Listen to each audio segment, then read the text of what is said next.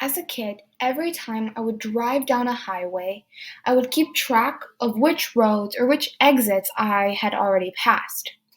But keeping track of that wasn't the most efficient way to map my route. I was never really sure about where the roads lead. So, how can we become efficient cartographers? How can we efficiently map out these connections? And these connections are also present in the 1.5 kilogram mass that we carry in our head. There's 100 billion neurons, and they all weigh 1.5 kilograms. And they control our emotions, our intelligence, and our chemical regulation. We are essentially a bunch of tiny connections, but how can we ever map these connections out? First, let's start by understanding the ideas behind neurons. In neuroscience, the relevant points in space are the inside and outside of the cell. They are separated by cellular membrane, and in that cellular membrane, there are ion channels, which help to release or separate differently charged ions.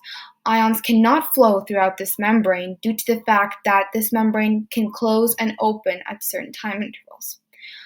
Ions are, for reference, atoms that have an excess of negative or positive charge. So here we can see sodium and sodium ion, a potassium ion, and sometimes we can also see a chlorine ion. Through these changes in charge, we create voltage, the difference in these charges, and this is essentially what helps neurons communicate. Ions move through these channels through difference in charges. They're given electricity or energy through these differences, this plus or negative. You can think of it as protons or neutrons. You can reference your periodic table and look at exactly how many protons a certain element has, and that way you can get these ions. The three ions, the communicators as I like to call them, and they're mainly present in the neurons, are the potassium ion, the chlorine ion, and the sodium ion. They help neurons communicate. They go from cell to cell, into cell, out of cell, and help generate electricity or action potential, as we'll explore later. Neuron communication consists of sending signals through electricity. And this voltage or these signals are calculated by dependable values. For instance, if the inside of a cell was 50 volts, the outside would be negative 50 volts, and it would interchange like that. These ions travel through a neuron and the cells that constitute the brain, and that way power it. Neurons send signals through the anatomy. They use electricity. And we see that neurons themselves are electrically charged. Specifically, the neuron's lipid membrane separates solutions of charged particles like we mentioned, potassium, sodium, and etc. This creates separation, and this separation generates electricity. But the anatomy is key to understand here too. Some key anatomy we need to understand is the soma, the cell body. It is where the signals from the dendrites are joined and passed on. Then we need to look at the axons. The axons are where the electrical impulses from the neuron travel away and are received by other neurons. The dendrites, little hands, as I like to think of them sometimes, are the receiving part of the neuron. They receive the information, they receive the signals. The synapses are rather a small pocket of space between two cells where they can pass these communications. So in both ends, there's essentially communication happening. The cell membrane, as we mentioned, is a crucial part of neuron functionality. It helps border the neuron and acts as like a guard. You can go in or you can go in. Then we have the myelin sheath. This is a pretty cool aspect to our neuron because it essentially is a fat-containing cell or part of the cell that insulates the axon from the electric activity. And then the node of Ranvier, this little pocket right here. It is the break from the myelin sheath, and it helps regulate the neuron. Diffusive and electrostatic charges help force the guide of ion movement throughout the neuron. And the movement of these ions creates charges. It powers the neuron, essentially. And the amount of bioelectricity in a neuron is dependable to how well the key players, sodium, chlorine, and potassium, function. The cellular membrane creates this idea of voltage being dependable. This would be the cellular membrane right here, and the outside, the extracellular portion, if it was to say be negative 50 volts, the inside, the intracellular portion, would be positive 50 volts. And this idea of the influence of ions leaving the channel or the influence of the ion channels being closed helps power the neuron. You're essentially designed to power neurons. You were designed to have a functioning brain that connects all the neurons together. Another way of seeing this fundamental concept is like a lever. A lever is straight, and depending on how you curve it, it changes the amount of concentration in each portion. So when this concentration does change, we get something like the action potential. The action potential is a crucial way that neurons function. Through the action potential, a neuron sends a bunch of information throughout the axon, but it does so in a way where it depolarizes. There is an excess of positive energy, and not the type of positive energy that you think. The pluses. Initially, we can look at it here. This is a threshold where the neuron would be in a resting potential.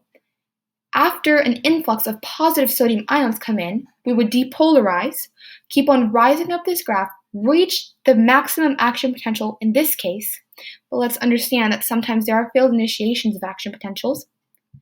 After we've reached the maximum action potential, we would repolarize, meaning some positive ions come out. In this case, we would have positive potassium ions come out. We would repolarize, go into hyperpolarization. Because we've lost a bunch of potassium ions, we would go into the negative state. Because when you lose positive items, your quantity turns into negative, hence hyperpolarization, and then going up back into the resting state, the regular resting potential.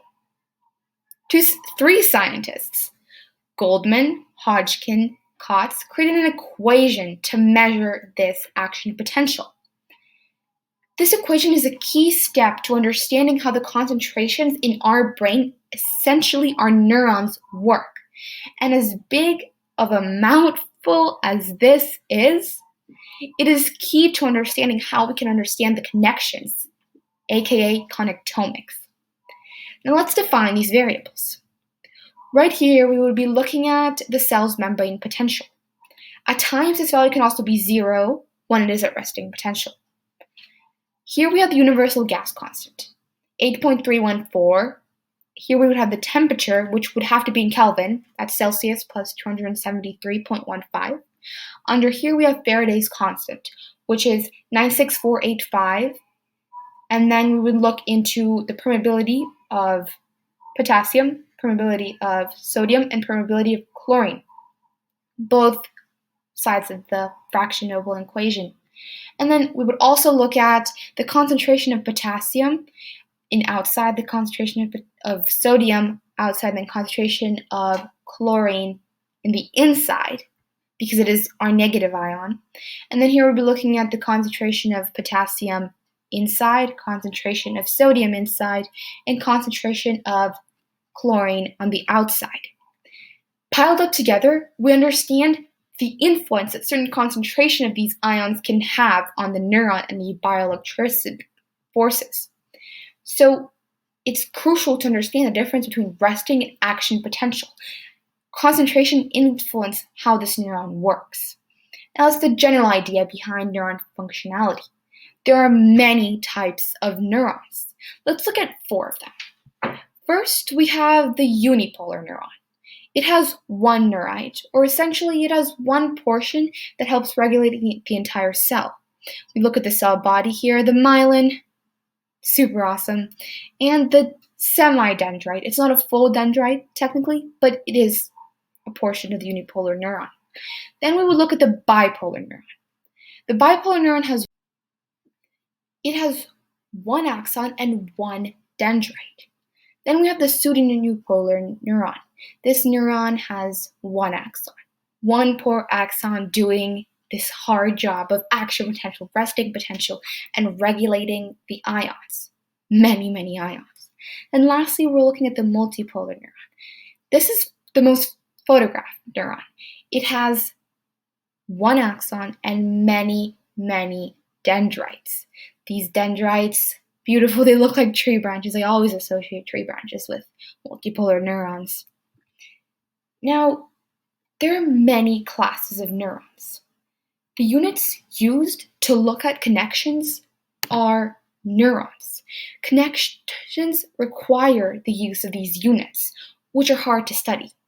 Neuroscientists have been attempting to figure out these roads and highways for more than 120 years. From staining methods to connectomics, we need to understand the units of neurons first.